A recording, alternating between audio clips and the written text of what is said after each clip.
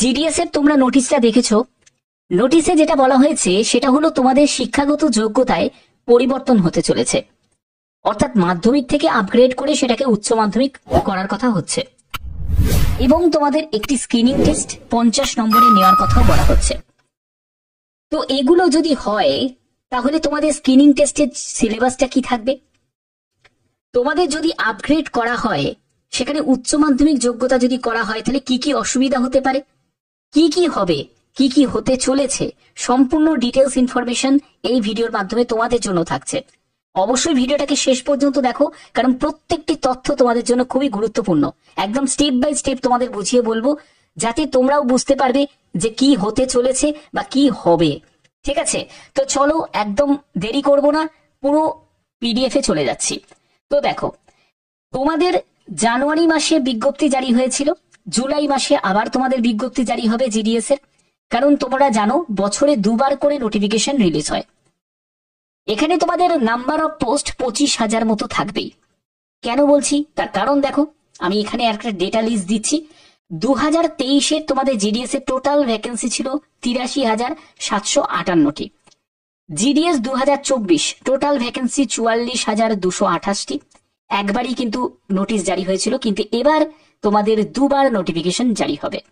জানুয়ারি মাসে জারি হয়ে গেছে, থার্ড লিস্টও প্রকাশিত হয়ে গেছে, এর পরবর্তী যা লিস্ট প্রকাশিত হওয়ার হয়ে যাবে, এবং তোমাদের 2025-এর জুলাই মাসে আবার তোমাদের নতুন নোটিফিকেশন রিলিজ হবে, যার আবেদন তোমাদের শুরু হবে এক্সপেক্টেড আগস্ট মাস থেকেই তোমাদের আবেদন শুরু হয়ে যাবে।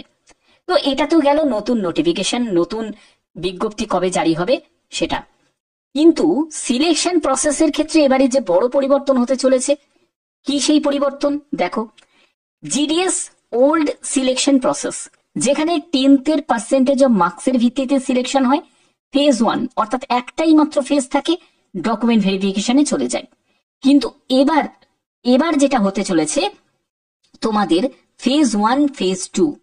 ফেজ 1-এ 12-এর পার্সেন্টেজ অফ মার্কস, ফেজ 2-তে 50 মার্কসের তোমাদের একটা এক্সাম নেওয়া হবে, স্ক্রিনিং টেস্ট, যেখানে 1 থেকে 2 ঘন্টা তোমরা সময় পাবে, তারপরে তোমাদের ডকুমেন্ট ভেরিফিকেশন হবে।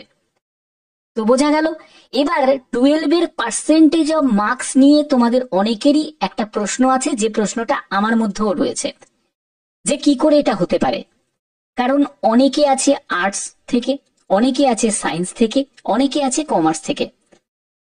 যারা সায়েন্সের ক্যান্ডিডেট বলবে আমাদের তো প্রশ্ন শক্ত হয়, আমাদের কি করে পার্সেন্টেজ অফ মার্কস আর্টসের সাথে কম্পেয়ার করা হয়, কি করে কমার্সের সাথে কম্পেয়ার করা হয়। যারা আর্টসের ক্যান্ডিডেট বলবে যে আমাদের তো কমার্সের থেকে শক্ত হয়, আর্টস সায়েন্সের থেকেও আমাদেরও শক্ত হয়। এরকম মানে বিভিন্ন স্ট্রিম থেকে যারা আছে তারা বিভিন্ন রকম ভাবে তারা এই ব্যাপারে অসন্তোষ প্রকাশ করবে। তো এটার জন্য কি হবে চলো সেটা বলবো। তো এর জন্য আমি দেখো, যদি আমি পিডিএফ এ চলে যাই, পিডিএফ এর কিছু গুরুত্বপূর্ণ তথ্য কিন্তু দেওয়া হয়েছে, যেখানে বলা হচ্ছে যে also propose upgrading the minimum education qualification for GDS engagement to 10+2, অর্থাৎ উচ্চ মাধ্যমিক যোগ্যতা রাখার কথা বলা হচ্ছে, এবং তোমাদের 50 নম্বরে একটা স্ক্রিনিং টেস্ট নেওয়ার কথা বলা হচ্ছে। তো এগুলো তোমাদের হতে চলেছে বা এগুলো হবে, ঠিক আছে। তো এবার 50 নম্বরের যে তোমাদের যে পরীক্ষাটা হবে, সেই পরীক্ষার সিলেবাস কি থাকতে পারে এই ব্যাপারটা দেখি। তো দেখো, সিলেবাসটা কি থাকতে পারে সেই ব্যাপারে তোমাদের বলছি, আমি এক্সপেক্টেড বলছি, এরকম তোমাদের থাকার সম্ভাবনা কিন্তু রয়েছে। জিকে থাকবে, ঠিক আছে, রিজিওনাল ল্যাঙ্গুয়েজ টেস্ট থাকবে, ম্যাথ থাকবে। এবার তোমাদের প্রশ্ন জাগবে যে স্যার রিজিওনাল ল্যাঙ্গুয়েজ টেস্ট কেন? রিজিওনাল ল্যাঙ্গুয়েজ টেস্ট কেন থাকবে সেটা তোমরা যদি 3 নম্বর প্যারাটা যদি দেখো ভালোই করে বুঝতে পারবে। এখানে বলছে যে we also recommended some weightage or preference for local candidates, particularly those educated under the same state board and having long-term resident in the area. This will improve local language proficiency, familiarity with the community, better delivery of services. অর্থাৎ বলতে চাইছে যে যাতে কাস্টমারদের বেশি করে পরিষেবা দিতে পারে, যাতে তাদের সাথে কমিউনিকেট করতে পারে, তার জন্য ল্যাঙ্গুয়েজটা, লোকাল ল্যাঙ্গুয়েজ জানাটা খুবই দরকার। বাইরের স্টেট থেকে অনেকে আবেদন করে দেয়, তার জন্য কাট অফ অনেক জায়গায় হাই চলে যায়, আবার কাট অফ অনেক জায়গায় লো হয়ে যায়। তো সেই জায়গাটা বন্ধ করতে হবে। এবার এই বন্ধ করলে কিন্তু এটা একটা ভালো একটা সুযোগ, অর্থাৎ যারা ওয়েস্ট বেঙ্গল সার্কেল থেকে, তারা ওয়েস্ট বেঙ্গলের মধ্যেই তাদেরকে আবেদন করতে হবে, তারা কিন্তু বাইরের সার্কেলে আবেদন করতেই পারবে না, ঠিক আছে। এবং যারা আসাম সার্কেল থেকে, তারা আসামের মধ্যেই আবেদন করবে। যারা নর্থ ইস্ট সার্কেল থেকে, তারা নর্থ ইস্ট সার্কেলেই তাদের আবেদন করতে হবে, অর্থাৎ সম্পূর্ণ সার্কেল ওয়াইজ ব্যাপারটা থাকবে। এর জন্য তোমাদের লোকাল ল্যাঙ্গুয়েজ, অর্থাৎ ওয়েস্ট বেঙ্গলের ভাষা কি বাংলা, তো বাংলায় লিখতে পড়তে বলতে জানতে হবে, তো বাংলার ওপর তোমাদের একটা টেস্ট নেওয়া হবে। যারা আসাম থেকে, তাদের আসামিয়া ভাষার ওপর তোমাদের একটা টেস্ট নেওয়া হবে, ঠিক আছে। তো এই সব গুলো কিন্তু তোমাদের সম্পূর্ণ একটা ল্যাঙ্গুয়েজের উপর একটা টেস্ট হওয়ার সম্ভাবনা রয়েছে, এবং তোমাদের ম্যাথ হবে। এবার তোমাদের প্রশ্ন জাগবে, স্যার ইংলিশ কেন হবে না? দেখো, ইংলিশ নিয়ে জটিলতা কিন্তু তারা নাও করতে পারে, কারণ এটা ভুলে গেলে চলবে না যে শুধু 50 নম্বরের একটা পরীক্ষার কথা বলা হচ্ছে, এর মধ্যে আমার মনে হয় না যে ইংলিশকে ঢোকাবে, ঠিক আছে। তো এটা আমার মনে হচ্ছে। এবার সব থেকে গুরুত্বপূর্ণ প্রশ্নের উত্তর আমি দিতে চলেছি, সেটা হলো যে এই যে উচ্চ মাধ্যমিক যোগ্যতা যদি এটাকে করে, তাহলে কি হতে পারে? দেখো, এটা হতেই পারে যে তারা 50 নম্বরের মার্কসের ভিত্তিতেই তারা সিলেকশন করলো। আমি বলছি 50 নম্বরের মার্কসের ভিত্তিতেই তারা ফাইনাল মেরিট প্রিপেয়ার করলো, এবং উচ্চ মাধ্যমিক যে আপগ্রেড যে যোগ্যতা, যদি এই যোগ্যতাকে রাখা হয়, কারণ তারাও জানে যে আর্টসের জন্য আলাদা কাট অফ তৈরি করা, সায়েন্সের জন্য আলাদা কাট অফ তৈরি করা, কমার্সের জন্য আলাদা কাট অফ তৈরি করা, এটা কখনোই সম্ভব নয়। এরকম ইন্ডিভিজুয়ালি কাট অফ কখনো তৈরি করা সম্ভবই নয় তাদের পক্ষে। তাহলে উচ্চ মাধ্যমিক যোগ্যতাটাকে আপগ্রেড করলে কি হতে পারে?